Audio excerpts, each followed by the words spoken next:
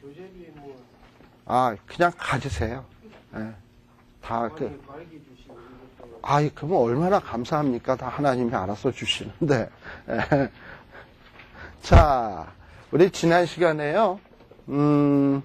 지난 시간에는 우리 창세기와 출애굽기까지 했습니다.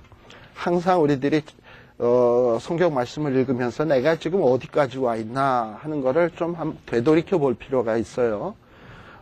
제가 아시다시피 이 오경이라고 하는 이 말씀은 광야에서 가나안 땅에 들어갈랑 말랑 하는 이런 사람들에게 주신 말씀이라고 제가 말씀을 드렸습니다.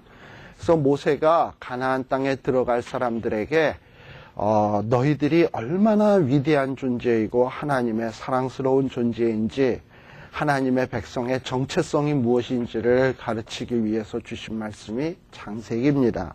그래서 창세기 말씀을 통해서는 너희들이 섬기시는 하나님은 보통뿐이 아니라 창조의 하나님이다. 그럼에도 불구하고 창세기 1장에서부터 11장까지 보게 되면 인간들이 부패했었고, 근데 그 부패한 인간들 가운데서 하나님이 특별히 아브라함이라고 하는 너희들의 조상을 택했으니 너희 이스라엘 백성은 보통의 족속이 아니다. 그리고 아브라함에게 주신 사명을 보면 너를 복의 근원으로 삼겠다라고 약속하셨잖아요. 따라서 이스라엘 백성들의 가나안 땅에 들어가서의 사명은 그저 자기네들만 잘 먹고 잘 지내고 편안하게 사는 게 목적이 아니라 그 땅 위에서 살면서 많은 여러 민족들에게 복의 근원으로서의 삶을 살아야 된다라는 것을 가르쳐주는 책이 이 창세기입니다.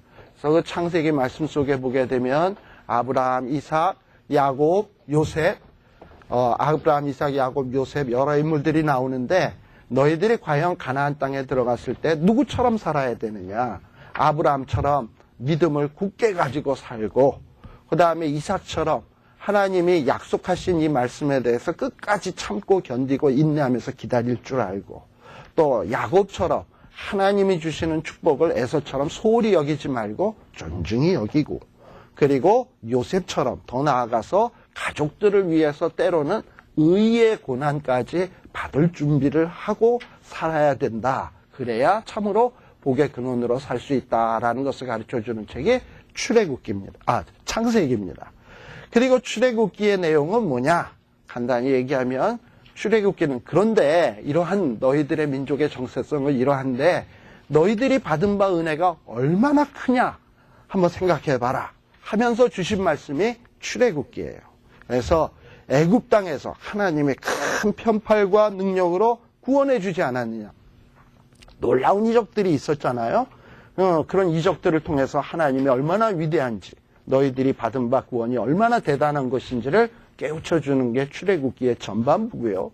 그리고 후반부는 또 이스라엘 백성들이 하나님 앞에 범죄했음에도 불구하고 금송아지 범죄했음에도 불구하고 다시 용서해 주시고 그리고 이스라엘 백성들에게 하나님의 임재하시는 게 함께 하시는 게 얼마나 소중한지를 깨우쳐 주시는 장면이 출애굽기의 후반부였습니다.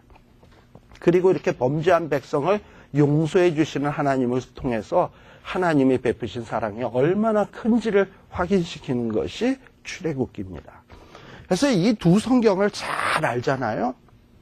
그 다음에 오늘 여러분들 프린트에 몇 페이지를 보셔야 되냐면 한 26페이지? 이제 오늘 레위기 할 거거든요. 26페이지에 보시면 레위기입니다. 26페이지. 네, 오늘 새 거 나눠준 거 26페이지. 다 받으셨죠? 네. 26페이지에 보시게 되면 이제 레위기에 대해서 오늘 할 건데, 자, 보세요. 이스라엘 백성들은 자신네들이 얼마나 위대한 존재인지 알았어요. 자기들이 얼마나 위대한 하나님을 섬기고 있으며, 또 자기네들이 가나안 땅에서 복의 근원으로 살아야 된다는 걸 알았고, 출애굽기의 말씀을 통해서 받은 바 은혜가 얼마나 큰지를 알았습니다. 이것을 제대로 깨닫게 되면 정상적인 사람이면 뭐가 나와야 되냐? 막 그냥 가슴이 울렁울렁거리고 정말 하나님의 은혜가 고마워서 어찌해야 될지 몰라야 돼. 그리고 정말 이 은혜를 내가 어찌 보답할꼬 하는 마음이 자연스럽게 나와야 되는 겁니다.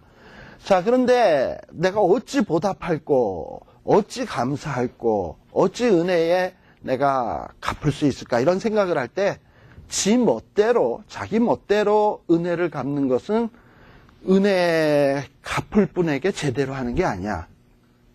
그분이 원하는 방식으로 해야지. 그쵸? 예.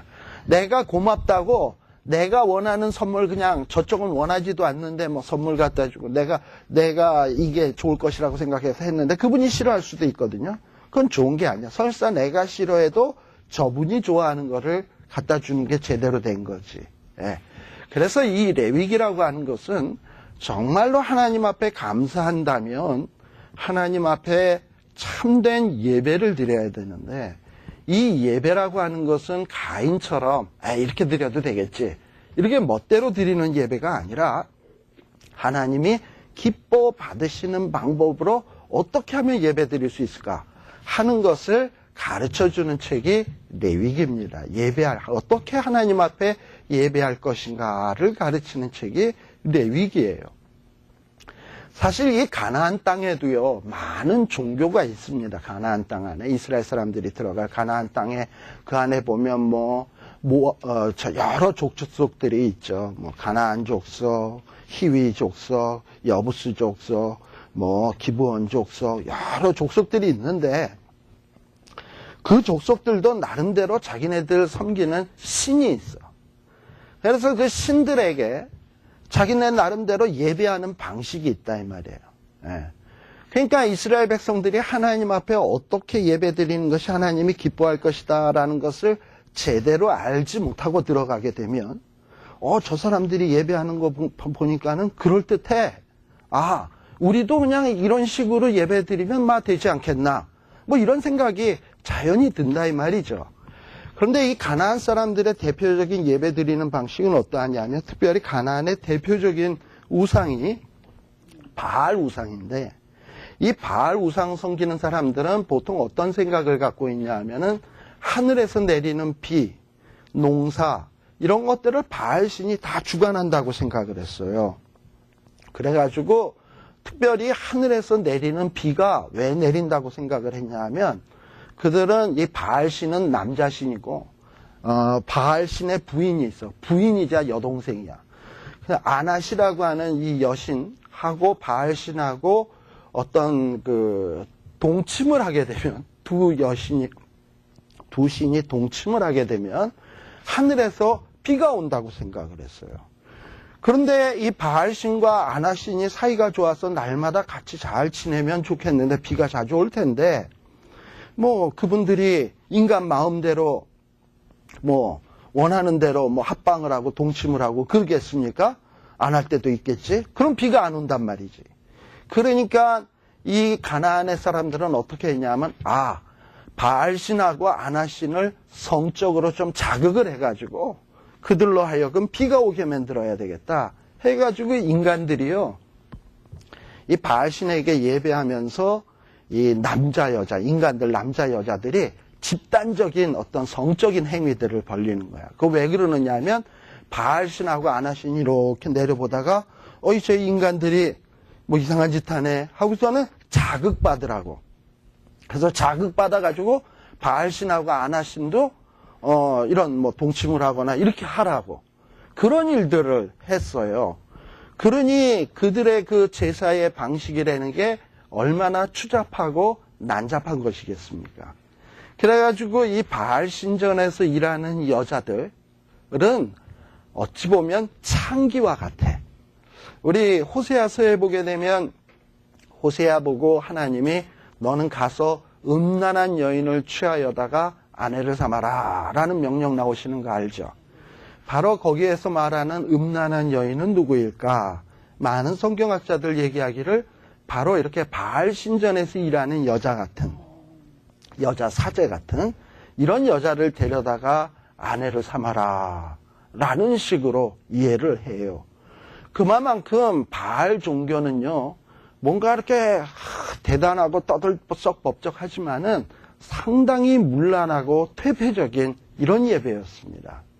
그런데요, 사람은요, 참 간사해가지고 퇴폐적인 거면 일수록 거기에 매력을 느껴. 아닌 척 하면서도 거기에 매력 느껴요. 그리고 거기를 본받아요. 따라가고. 그러니 이스라엘 백성들도 뭐 생전 처음 보도 듣도 못한 노름들이 신전 안에서 벌어지거든. 구경 삼아 가봤더니 아주 재밌거든. 그러니까 그 다음에 거기에 푹 빠진다 이 말이에요. 예. 그게 바로 가나안 종교예요. 그리고 또 가나안 종교에는 또 어떤 게 있냐면 모압이나 암몬이나 이런 나라에는 몰렉, 그모스라고 하는 신을 섬겼습니다.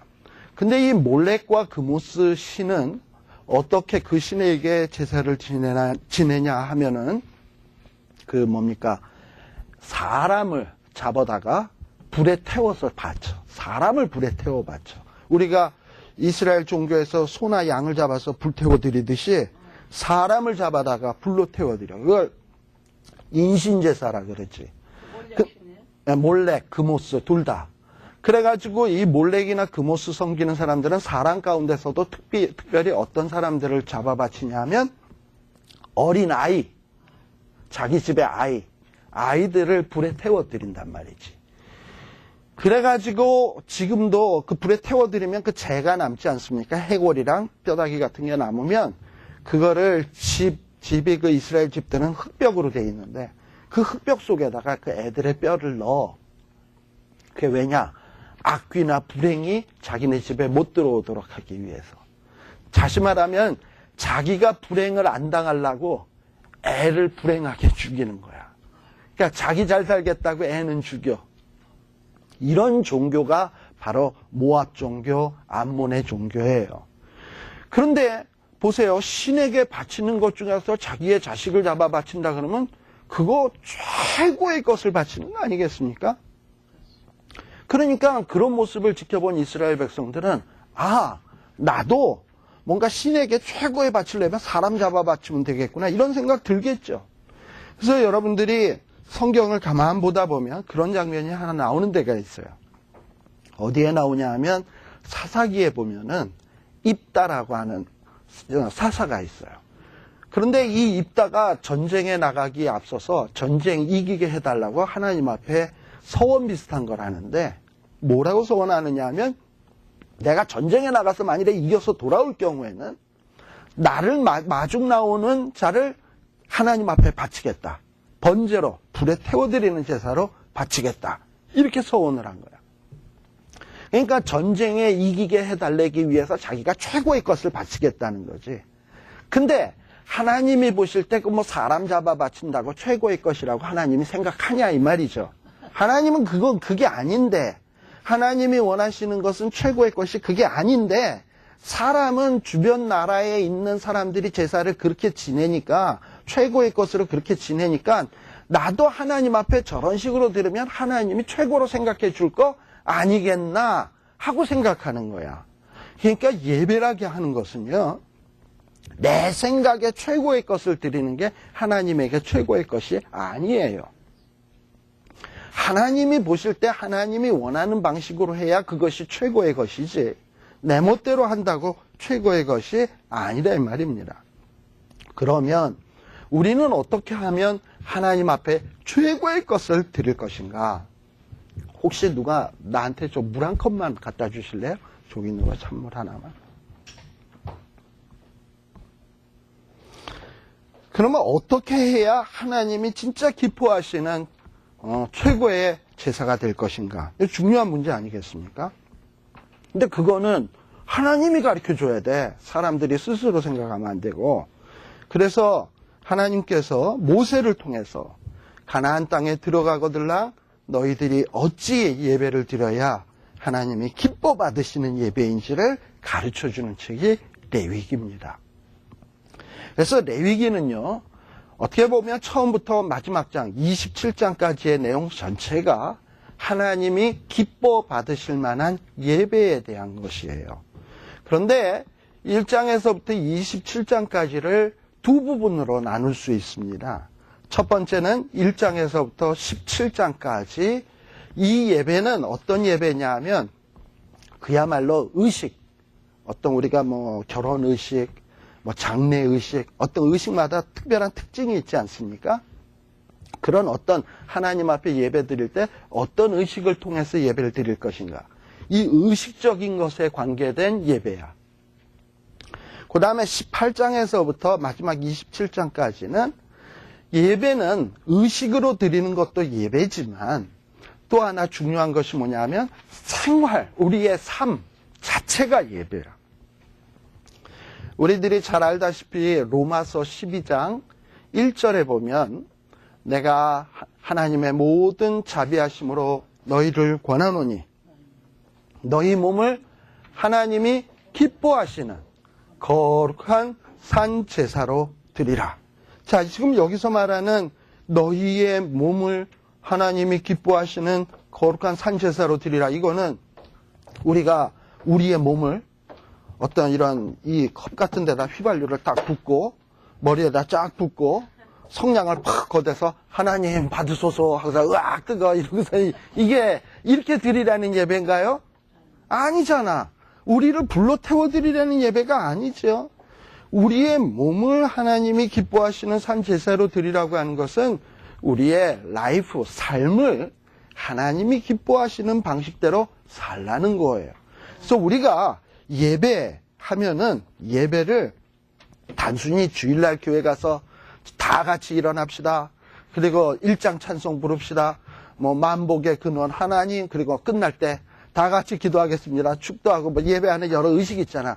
그렇게 해서 드리는 예배도 예배지만 다음날 월요일서부터 토요일 날까지의 삶, 그 삶도 하나님이 기뻐하시는 방법으로 우리의 삶을 살아야 된다 이 말이에요. 그게 예배야. 자, 그래서 예배라는 게 단순히 의식 예배만 아니라 생활 예배까지 있는 거구나 하는 것을 여러분들이 레위기를 통해서 배워야 됩니다. 자, 그럼 먼저 전반부에 나오는 의식 예배에는 어떤 게 있나 하는 것을 좀 생각해 봅시다.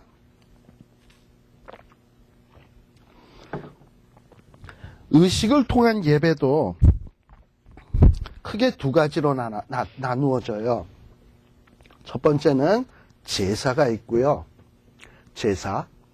1장에서부터 7장까지는 주로 제사가 나와. 특별히 이스라엘에 5대 제사가 있거든요.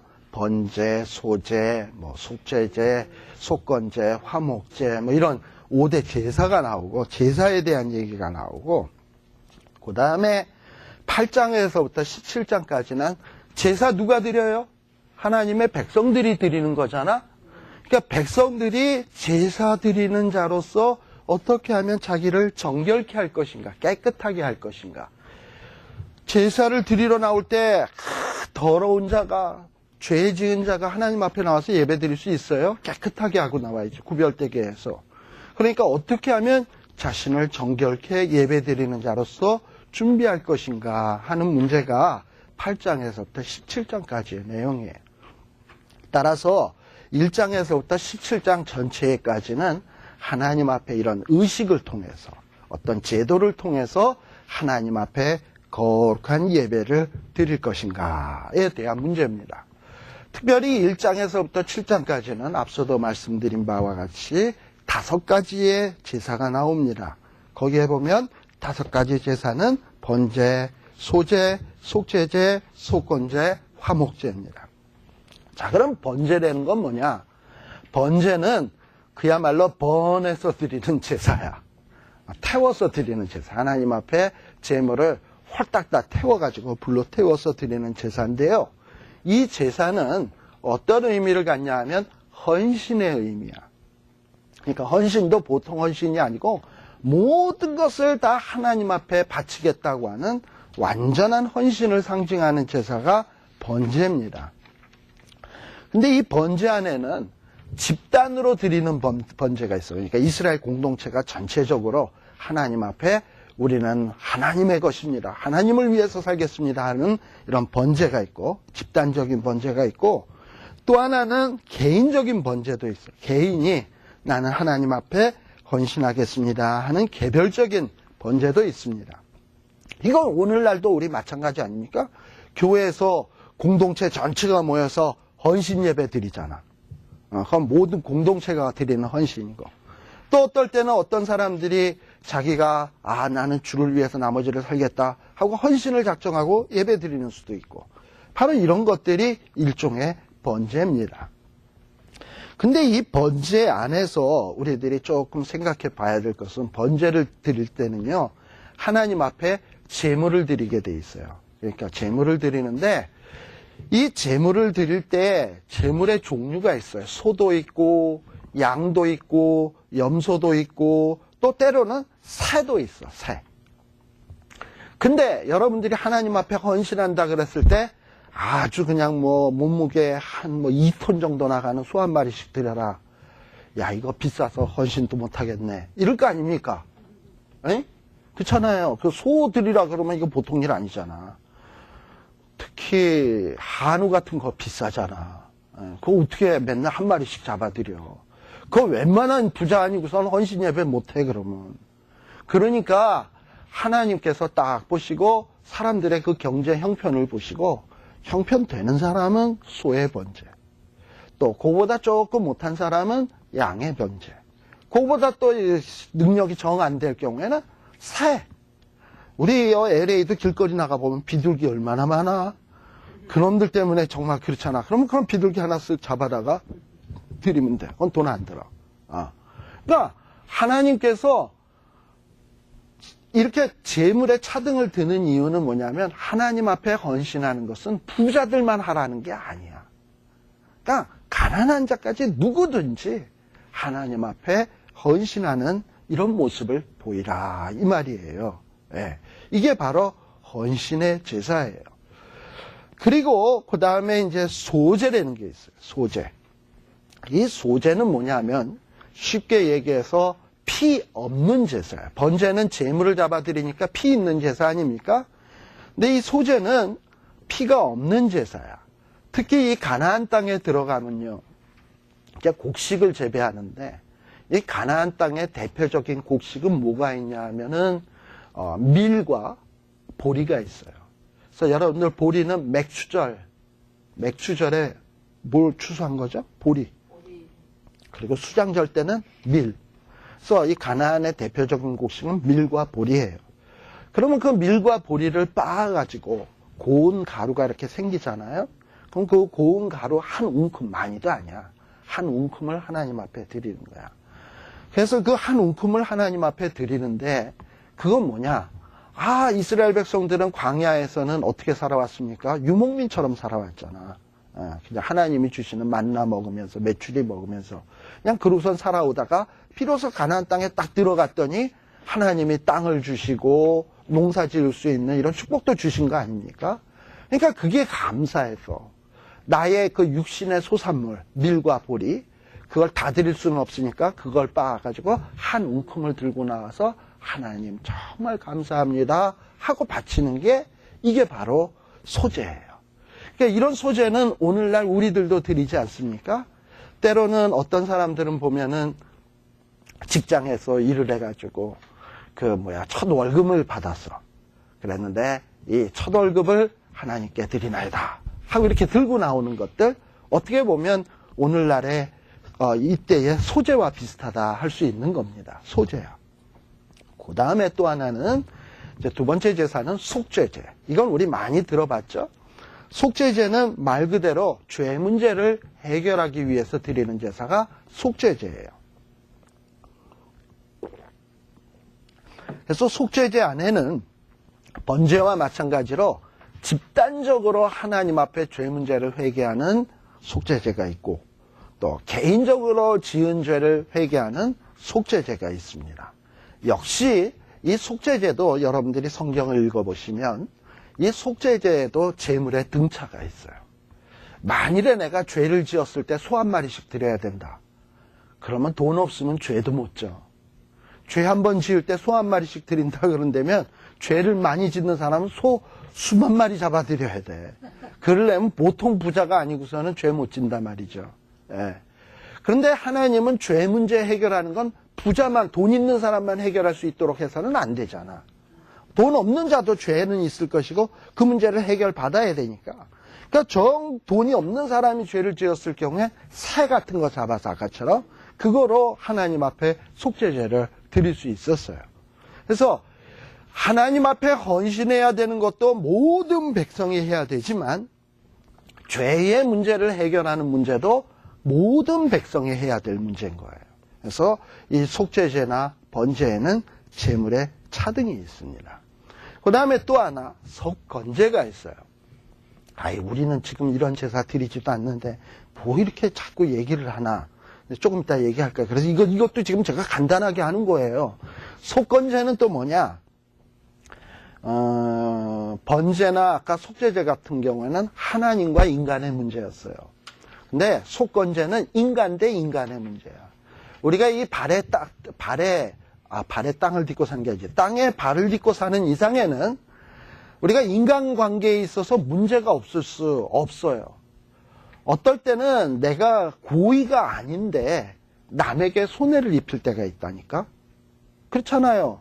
예를 들면 차를 타고 가는데 아니 차가 브레이크가 고장났어. 그게 뭐 고의야? 그런데 가서 앞차를 꽝 들이박아서 앞차를 다 부셔뜨렸단 말이지. 남에게 손해 끼칠 수 있어요. 예. 그렇게 손해를 끼쳤을 때는 그 문제를 해결해야 되는데 하나님께서 그래서 해결해 주시는 방법을 했는데 손해 끼친 액수에다가 플러스 5분의 1 그러니까 손해 끼친 액수에다가 20%를 더해서 갚아라 라는 이런 지침을 주었어요. 그래서 보통 우리가 성경에 보게 되면 이런 얘기 나오죠. 신약에 나오는 얘기예요. 하나님 앞에 예배하러 나올 때 먼저 다툰 일이 생각이 나거든. 형제랑 형제, 또 이웃과 이웃, 어떤 관계에 있어서 인간 대 인간의 관계에서 다툰 일이 생각이 나거든. 그 문제 해결하고 나오라 그러잖아요. 하나님이. 하나님이 기뻐하시는 거거든. 그러니까 그 문제를 해결해야 돼. 그게 하나님이 기뻐 받으시는 예배를 드리는 거야. 그래서 근데 그 문제를 해결할 때 아니 내가 입힌 손해가 요만큼이니까 요만큼만 갚으면 되지. 아니 더해서 갚아서 그 사람으로 하여금 흡족하게 만들어줘야 돼. 그리고 하나님 앞에 나와서 하나님 예배를 받으소서 할 때 하나님이 그 예배를 받으시지 그냥 내 멋대로 드리는 예배는 아까도 얘기했지만 하나님이 안 받으시는 거예요. 이게 굉장히 중요한 문제예요. 그래서 특별히 인간 대 인간에게서 손해를 입혔거나 혹은 마음에 상처를 줬거나 이런 문제들이 있으면 해결해야 되는 게 예수 믿는 사람, 하나님의 백성의 마땅한 본분입니다. 그 다음에 마지막 제사로서 화목제라는 게 있어요. 이 화목제는 첫 번째는 하나님과 인간의 그 화평을 위한 제사예요. 화목을 위한 제사. 또 두 번째는 인간 대 인간의 화목을 위한 제사. 그러니까 하나님과 친교를 나누고 또 형제 간의 친교를 나누는 제사. 이게 바로 화목제입니다. 그래서 이 화목제 안에는 보통 또 세 가지가 있는데 감사제가 있고 서원제가 있고 자원제라는 게 있는데 이 감사제는 말 그대로 감사해서 드리는 거고 서원제는 뭐냐 하면 간혹 나는 나실인이 되겠다. 그래서 누구를 구별해가지고 하나님 앞에 나실인으로 구별하잖아요. 그럴 때 하나님 앞에 화목제를 드려요. 근데 그때 화목제를 드릴 때 하나님과도 기뻐하지만 인간들이 기뻐하면서 드리는 거예요. 친교를 나누면서. 그리고 자원제는 내가 하나님을 위해서 뭘 하겠습니까? 다 하는 이런 마음으로 드리는 제사가 자원제예요. 근데 이런 제사를 드릴 땐 모든 사람들이 모여서 같이 음식을 먹으면서 기뻐하면서 드리는 거예요. 이게 화목제예요. 그런데 봅시다. 자, 이런 제사를 드림에 있어서 이런 제사들을요, 오늘 우리는 안 드립니다. 이런 식의 제사를. 물론 의미적으로는 드리고 있는데, 우리가 뭐 소를 잡아, 새를 잡아, 양을 잡아. 안 하잖아. 그러면 우리는 하나님의 말씀을 어기는 거네? 아니요. 자, 근데 그래서 그러면 이 제사를 우리가 어떻게 생각해야 될 것인가 하는 거를 좀 생각을 해봐야 되는데, 첫 번째 우리가 제사의 법들을 보면서 생각해야 될 건 뭐냐 하면은 첫 번째 이 제물에 안수하는 문제. 보통요 하나님 앞에 번제를 드리든 속죄제를 드리든 할 때 이 제물에다가 손을 얹고 안수하게 돼 있어. 드리는 자가. 그건 왜 그러는 거냐? 이렇게 소를 놓고 소 머리 위에다 이렇게 안수하는 거는 이런 의미야. 내가 얘입니다. 얘가 납니다. 왜냐하면 번제로 드릴 때 내 몸에다 휘발유 붓고 나를 불태워 드릴 수는 없잖아. 누굴 드리는 거냐면 지금 이 소를 드리는 건데, 그럼 소가 나야? 근데 소가 나가 돼. 어떻게 할 때? 내가 소에다 안수할 때. 얘가 납니다. 나를 드릴 수 없으니 얘를 대신해서 드립니다. 나는 하나님 겁니다. 하는 표시인 거예요. 속죄제도 역시 소나 뭐 양이나 새 같은 걸 잡아드리잖아. 근데 속죄, 죄의 싹은 뭐예요? 사망이잖아. 내가 죽을 수는 없잖아. 암만 죄를 지었어도. 그러니까 죄의 값은 사망이니까 누군가는 죽어야 되겠는데 누굴 죽여? 짐승을 죽이는 거지. 근데 짐승이 나야? 근데 어떻게 하면 내가 되느냐 하면 짐승의 머리 위에다 안수하면 짐승이 내가 돼. 내가 짐승이 돼. 그리고 그 죽음을 하나님은 내가 죽은 것으로 인정해 주겠다는 거예요. 그러면 여러분들이 짐승이라고 생각을 한다면 안수받는 거 좋아할까 싫어할까? 안수 좀 안 받았으면 좋겠어. 그럴 거예요. 그죠? 안수만 받았다 하면 돌아가시는 거니까 이건. 그죠? 그런데요. 바로 이 짐승이 상징하는 것은 누구냐 하면 속죄 제물 혹은 번제의 제물로 상징하는 게 뭐냐 하면 곧 예수 그리스도라. 예수 그리스도는 우리를 위한 하나님 앞에 제물이 되신 분이에요. 그런데 예수님이 제물된 건 알겠는데 예수님이랑 나랑은 뭐냐? 무슨 관계냐? 그렇잖아요? 그건 뭐냐 하면 예수님과 나가 하나가 되는 방법이 있어. 이전에는 짐승하고 사람이 하나 되는 방법은 안수였잖아요. 지금은 뭐냐 하면 내가 예수님을 믿으면 내가 그 안에, 그가 내 안에 한 몸을 이루게 되는 거야. 그래서 내가 예수 그리스도를 믿는 그 순간에 예수님이 제물 되심이 내가 곧 제물됨이 돼버리는 거예요. 그리고 예수님이 속죄 제물이 되셨잖아. 그래서 죽으셨잖아. 곧 나의 죽음이 되는 거예요. 그래서 사도 바울이 뭐라고 얘기했냐면 내가 그리스도와 함께 십자가에 못 박혔나니. 여러분들 골고다 언덕에서 눈 비비고 한번 찾아보세요. 어디 강도 옆에 바울 있나 한번 찾아봐봐.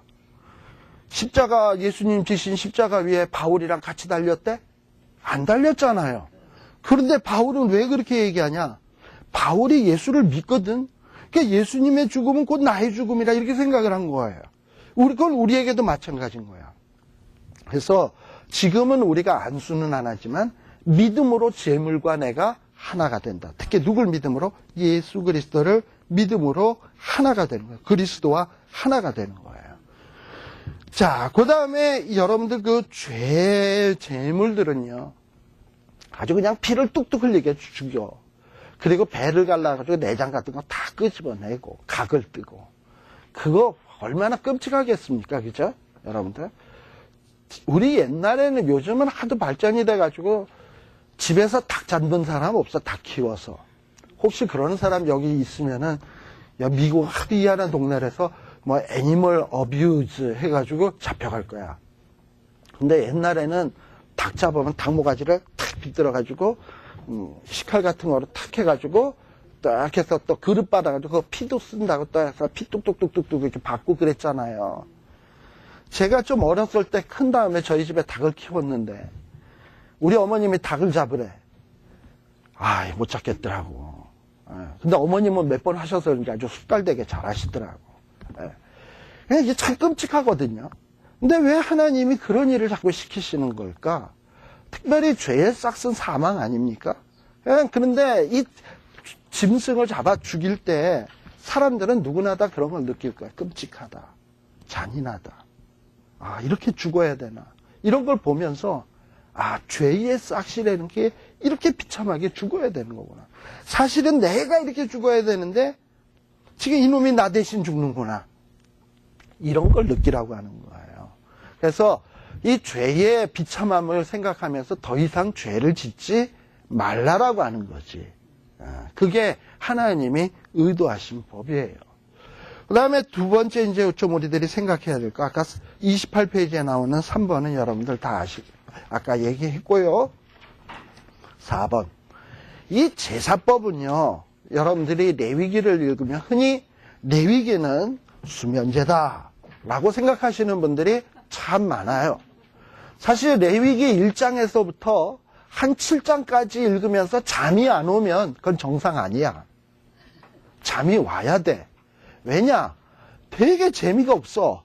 왜냐하면 나랑 관계되는 이야기 같지도 않고 지겹기만 해. 뭐 재물은 어떻게 잡아라, 뭐 어떻게 해라, 저째라 얼마나 뭐 많은지 몰라. 거기에도 나옵니다만 재물은 뭐 소로 드려라, 양을 드려라, 뭐 뭘로 새로 드려라. 그 다음에 재물은 어디서 잡아야 된다, 피는 어디서 뿌려야 된다, 제단은 어떻게 해야 된다, 재물들의 내장은 끄집어내서 어떻게 해라. 복잡하기 그지 없어요. 예.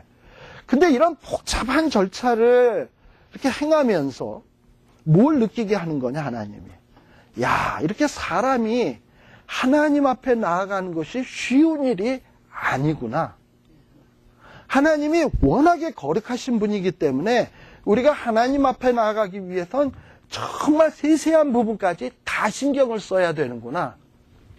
만일에 그런 한 부분에서 약간이라도 잘못되면 우리는 죽음을 면할 수 없구나 라는 걸 알아야 돼.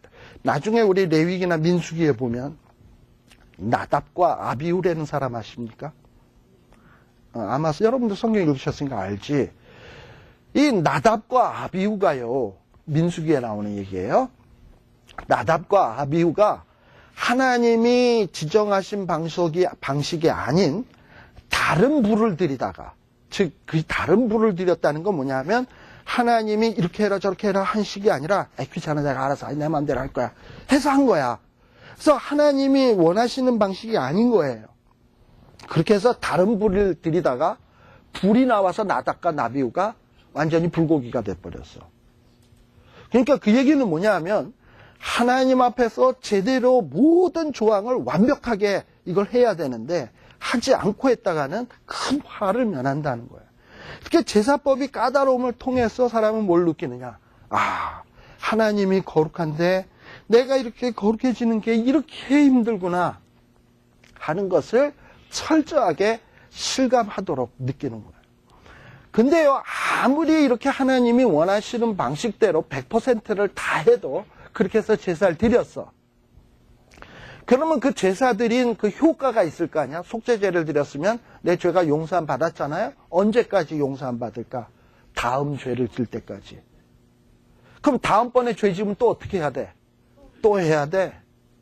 그러니까 내가 한번 드린 속죄제는 영원한 효과를 가져다 주는 게 아니야. 템퍼러리야. 다음 죄 지을 때까지. 그렇잖아요? 그러니까 암만 정성을 다해서 드렸어도 그 효과는 일시적이라 이 말이에요. 그리고 그 일시적이고 그 효염이 끝났으면 또 다시 그 복잡한 절차를 또 해야 돼. 그것도 잘못했다간 죽어. 그러니까 그런 일을 하면서 얼마나 힘들겠습니까? 그런데요, 참 저는 이 레위기를 보면서 감사한 게 있어. 그게 뭐냐 하면 28페이지에 제가 중간에 써놨습니다만 히브리서 7장 27절에 보면 이런 얘기가 나와요. 저가 거기 28페이지에 나와. 위에 중간 약간 윗부분에 보면 히브리서 7장 27절이라고 나와 있어요. 히브리서 7장 27절. 교재의 28페이지. 오늘 나눠드린 프린트의 28페이지요. 거기 보면 저가 대제사장들이 먼저 자기 위를 위하고 다음에 백성의 죄를 위하여 날마다 제사 드리는 것과 같이 할 필요가 없으니, 날마다 이 복잡한 절차를 거쳐서 하나님 앞에 예배 드려야 한다 그러면 얼마나 힘이 들겠습니까? 근데 히브리서 기자는 오늘 우리에게 뭐라고 얘기하냐면 우리는 그럴 필요가 없대. 왜? 이는 저가가 누구냐면 예수님이 우리 대신에 단번에 드려 모든 것을 이루셨어. 이게 감사한 거예요. 또 히브리서 10장 9절에서 14절에 보게 되면 이런 말씀이 나와. 그 후에 말씀하시기를 보시옵소서 내가 하나님의 뜻을 행하려 왔나이다 하셨으니 그 첫 것을 폐하시면, 첫 것은 뭐냐면 지금 이 레위기에 나오는 5대 제사 같은 거, 첫 번째 제사를 폐하시면 둘째 것은 뭐냐면 예수님이 드리신 제사를 세우려 하심이니라. 이 뜻을 쫓아 보세요. 예수 그리스도의 몸을 단번에 드리심으로 말미암아 우리가 뭐 했다? 거룩함을 얻었노라. 근데 이 거룩함은 일시적이냐 퍼머넌트냐? 퍼머넌트. 예수님이 한 번 드리심으로 우리는 단번에 거룩함을 얻게 된 거예요. 그래서 제사장마다 매일 서서 섬기며 자주 같은 제사를 드리되 이 제사는 효과가 영원한 게 아니라 언제든지 죄를 없게 하지 못하거니와, 일시적이란 얘기죠. 죄 지었으면 그 다음번에 지우면 또다시 드려야 되잖아. 그러니까 모든 죄를 없애하지 못하지. 그런데 오직 그리스도는 죄를 위하여 한 영원한 제사를 드리시고 하나님 우편에 앉으사 그 후에 자기 원수들로 자기 발등상이 되게 하실 때까지 기다리시나니. 다 같이 읽읍시다. 시작.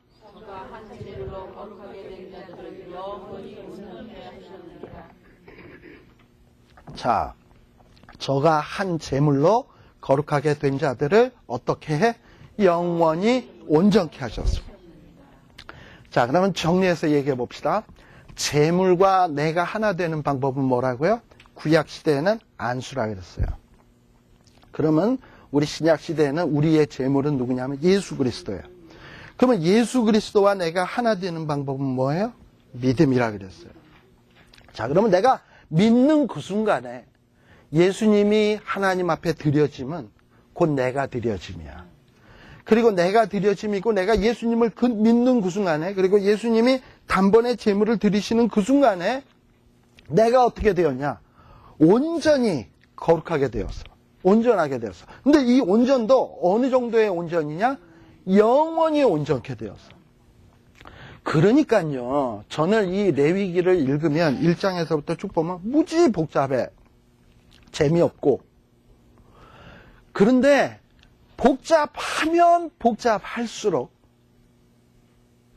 아주 은혜가 돼. 왠지 아시겠어요? 이 복잡한 거를 예수님이 없었다면 나는 맨날 해야 되는데. 응? 근데 예수님이 단번에 해결해버리고 나는 믿음으로 끝나버렸으니까 이게 더 길었으면 좋겠어요. 레위기 재미없는 부분이. 더 복잡했으면 좋겠어. 그냥 복잡하고 이거 이렇게 힘들어. 이게 이렇게까지 해야 돼. 하면서 근데 예수님이 이걸 다 해결해줬어. 이럴 때마다 감사하다는 거지. 그러니까요, 여러분들이 이제 레위기 1장에서부터 10장 읽을 때는 이전처럼 졸음만 오지는 않을걸? 복잡하면 할수록 어이구야, 이것도 내가 안 해도 돼? 이런 것도 안 해도 돼? 왜? 예수님 때문에? 그리고 그때 설사 이렇게 한다 하더라도 이건 영원하지 못하잖아?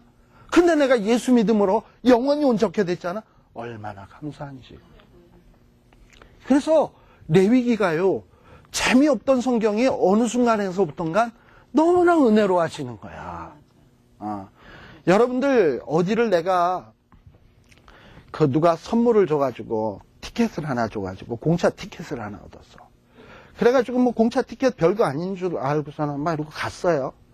갔더니 도착해 보니까 사람들은 그 티켓을 사려고 줄을 서가지고 뱅글뱅글 이렇게 해가지고 서 있어. 근데 나는 이미 티켓을 가졌잖아. 그러고서 그 싹 들어갈 때 이 줄 쓴 사람 보면서 얼마나 기분이 좋아. 그 느낌 아시죠? 그러니까 딱 그렇다니까. 예수님에는 티켓을 하나 딱 들고 처음에 예수 믿었을 때 예수님이 얼마나 귀한 줄 몰랐어. 그래서 청구문에 딱 가서 가려고 그랬더니 구약시대 사람들은 죄 문제를 해결하려고 줄 서서 막 재물 들고 생쇼를 하면서 줄 서서들 막 이러고 있는데 그건 영원하지도 못해. 근데 나는 들고 있는 티켓이 이게 완전히 특 A급짜리야. 들어가는 그 순간에 놀라는 거야. 예, 이게 바로 레위기예요.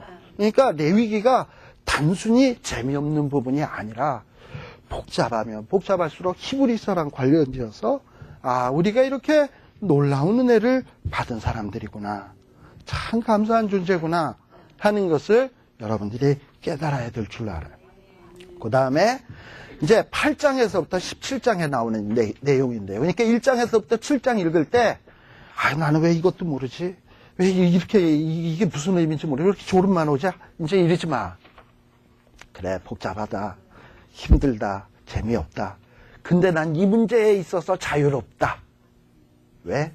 예수님 때문에. 예수님 때문에 하고선 가시라고요. 그 다음에 8장에서부터 17장은 정결법인데요. 이 정결법이라는 건 뭐냐면 이렇게 하나님 앞에 예배 드리는 자는 거룩하게 자신을 준비해서 예배 드려야 돼. 우리 아까도 얘기했지만 하나님 앞에 드리는 제사에는 누가 드리느냐에 따라서 공동체가 드리는 제사가 있고 개인적으로 드리는 제사가 있다 그랬어요.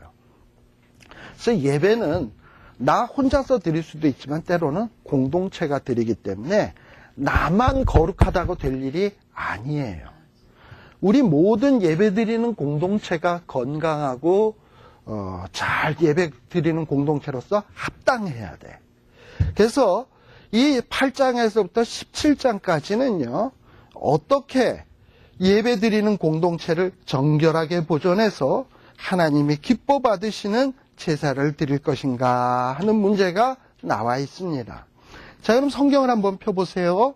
특별히 8장에 보게 되면 제사 드리는 데 있어서 제일 중요한 분이 누구냐면 제사니까 누구겠어? 제사장. 제사장을 준비해야 될 거 아니야. 제사 드리려면 특히 구약시대는 아무나 제사하러 들어왔다가는 문둥병 걸려요. 아시잖아. 누구? 왕 우시야. 기억나시죠? 이 우시야 왕이 제사장만 드리는 제사를 놓고 에이 제사장만 드리냐 나는 왕인데 가불고 제사 드리다가 하나님 앞에 저주를 받아서 문둥병 걸렸어요. 그러니까 제사를 드리기 위해서는 우선 제사장을 정결하게 준비해야 돼. 그래서 제사장을 임명하고 그래서 8장에 보면 제사장에 대해서 제사장을 어떻게 해야 되냐. 특별히 6절에 보세요. 아론과 그 아들들을 데려다가 물로 그를 씻기고 뭐 속옷 입히고 뭐 하고 해서 제사장들을 준비하는 얘기도 복잡하게 얼마나 나오는지 몰라. 8장에 보게 되면. 근데 구약시대에는 이렇게 인간 제사장을 준비해야 되니까 인간 제사장에 대해서 준비할 조건들이 이렇게 까다롭고 복잡했어. 근데 우리에게도 제사장이 있죠? 누구지? 우리의 제사장 누구야? 예수 그리스도. 근데 예수 그리스도는 이렇게 데려다가 예수님을 물로 씻기고 예수님 속옷 입히고 에봇을 입히고 흉배를 붙이고 이렇게 할 필요가 있어요 없어요? 단번에 해결돼 버렸어 이게 8장이. 그러니까 8장에 나오는 제사장 준비시키는 이런 모습을 보면서 말이죠.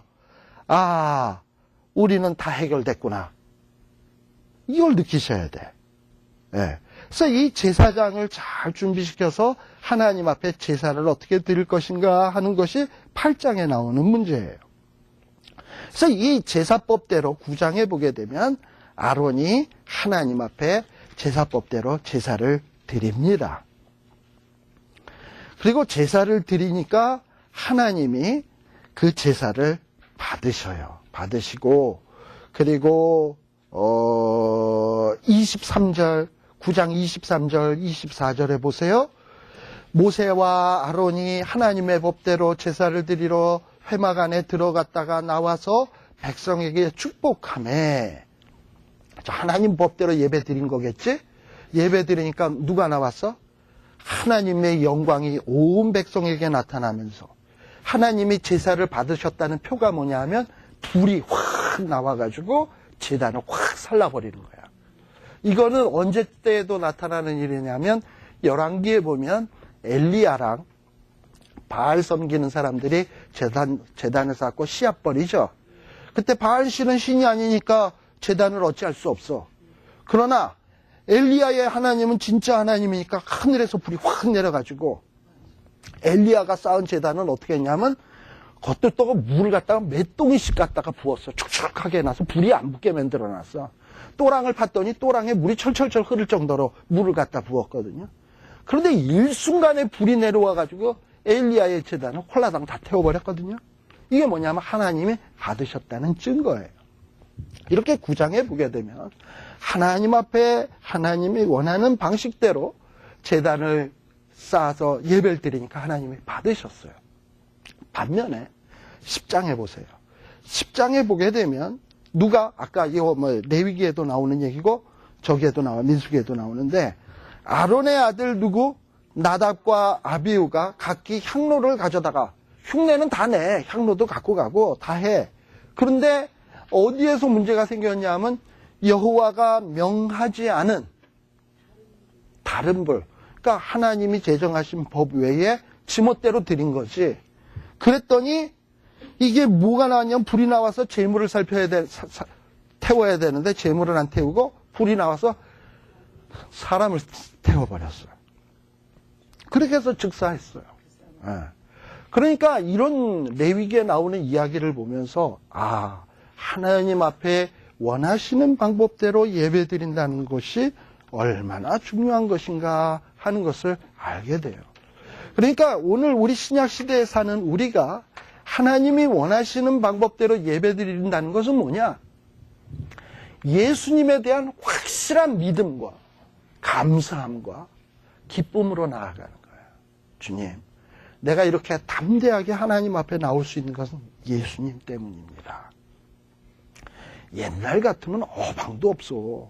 예수 안 믿었으면 우리 그렇게 하나님 앞에 못 나가요. 그러니까 예배를 딱 보러 갔을 때 내가 지금 이 자리에 나와 앉아 있다는 것 자체가 은혜인 거야. 예수 믿었기 때문이고 예수님을 믿었기 때문에 하나님이 봐주고 있는 거예요. 그러니까 감사한 거지. 그런데 오늘날의 사람들이 예배 보러 나올 때 어떤 줄 알아요? 우리 목사님이 요즘 좀 설교가 시원치가 않지. 또 예배 보러 딱 나오면은 이 교인들 가운데서 저 인간 때문에 내가 오늘 예배 보고 끝난 다음에 저 인간을 보고 가야 돼 말아야 돼. 별 생각을 다 하다가 나중에는 자꾸 그러다가 시험이 들어가지고 무슨 생각을 하냐면 교회를 옮겨야 되나 보다. 그게 무슨 예배야. 그건 예배 아니지.